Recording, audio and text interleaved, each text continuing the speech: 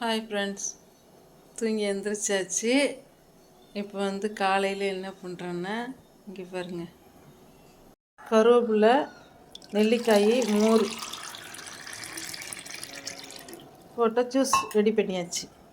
Okay, அப்புறம் இங்கே சாப்பாடு வேவுது.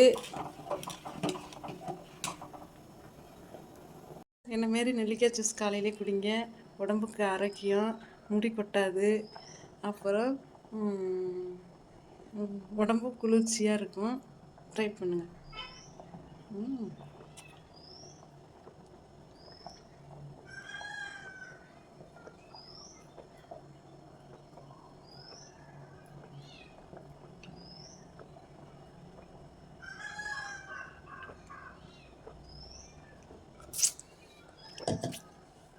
சூப்பர். பாய்.